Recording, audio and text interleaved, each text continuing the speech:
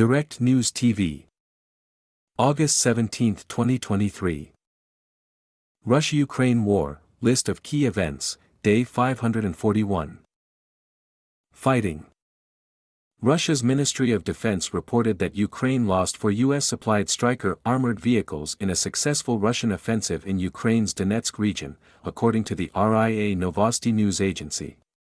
It was the first time Russia has claimed to hit the U.S. military vehicles.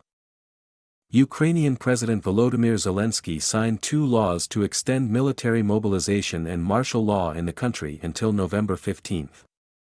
Under the laws, Ukrainian men aged between 18 and 60 are not allowed to exit the country, though there are exceptions, and may be called up to serve in the armed forces.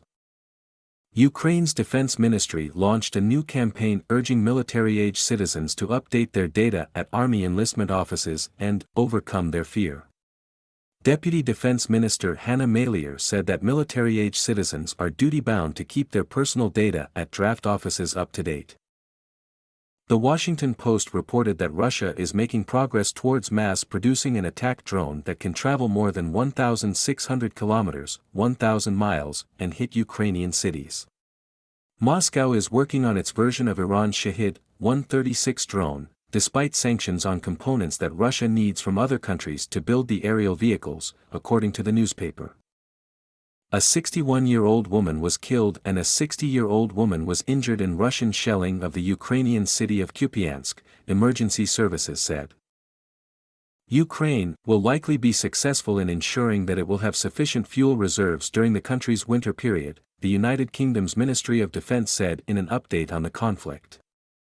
Military aid. Germany announced the delivery of 2 Iris-T air defense systems and some 4,500 rounds of 155mm artillery shells to Ukraine as a part of a new military aid package. The Iris-T air defense system has a range of up to 40 kilometers, almost 25 miles. Slovakia's Chief of General Staff Daniel Zmiko visited the front line in southern Ukraine, Ukrainian military sources said. Ukrainian officials thanked Slovakia for providing material and technical assistance, Zmiko said on his Facebook page. Sweden will donate military aid worth 3.25 billion Swedish kronor, $297 million, to support Ukraine.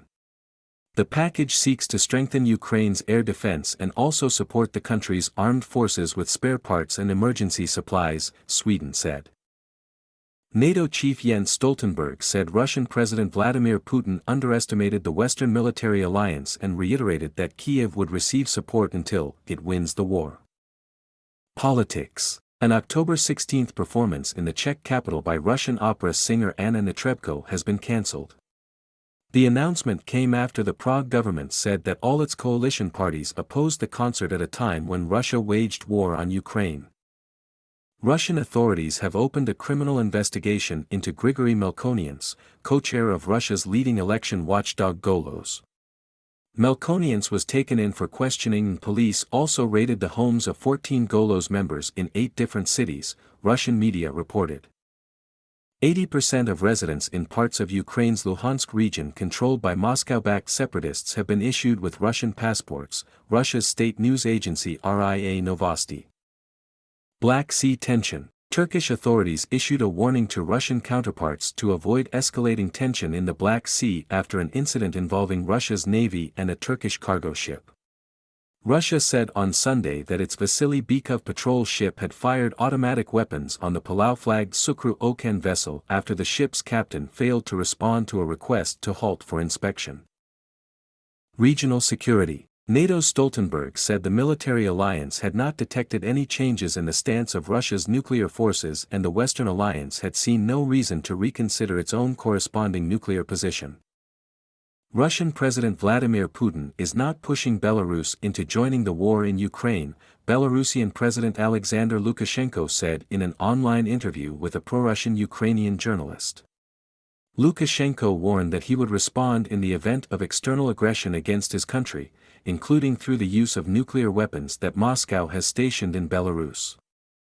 Lithuania will temporarily close 2 of the country's 6 border crossings with Belarus due to what the government said were geopolitical circumstances, and amid concerns over the presence of Russia's Wagner mercenaries within Belarusian territory.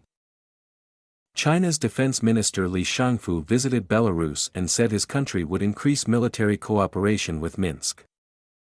Israel's defense ministry said it secured its largest-ever weapons deal, selling a sophisticated missile system to Germany for $3.5 billion. Israel has rebuffed requests to sell arms to Ukraine for fear of antagonizing Russia. The situation in Ukraine is expected to be on the agenda at a meeting between U.S. President Joe Biden, South Korean President Yoon Suk-yeol and Japanese Prime Minister Fumio Kishida at the Camp David presidential retreat in Maryland. Diplomacy. Latvia, Lithuania and Estonia joined the Group of Sevens, G7, declaration to support Ukraine in its conflict with Russia. We will keep helping Ukraine until victory.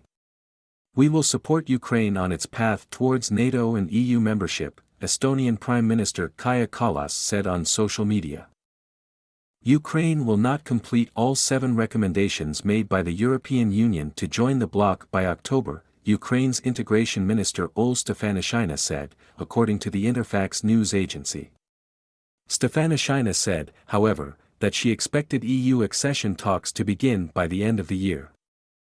Ukraine's Foreign Minister Dmytro Kuleba said that Kyiv will deepen its ties with Africa in an effort to loosen Russia's grip over the continent. Sanctions. The U.S. imposed sanctions and visa restrictions on 4 alleged Russian intelligence operatives accused of direct involvement in the 2020 poisoning of Russian opposition politician Alexei Navalny. The U.S. Treasury's Office of Foreign Assets Control sanctioned Alexandrovich Alexandrov, Konstantin Kudryavtsev, Ivan Osipov and Vladimir Panyov. All are operatives of the Federal Security Service, known as the FSB, the main successor to the Soviet-era KGB. Sanctions against Russia should be strengthened as Moscow can still obtain foreign components required for aircraft that had attacked Ukraine, said Andriy Yermak, the head of the Office of the President of Ukraine. The 2 Russian Ka-52 rotorcraft that were shot down today could not fly without foreign components, Yermak said. My name is Kingsley. Please like, share, subscribe and hit that notification bell so you can be the first to be notified whenever we post. You won't regret it.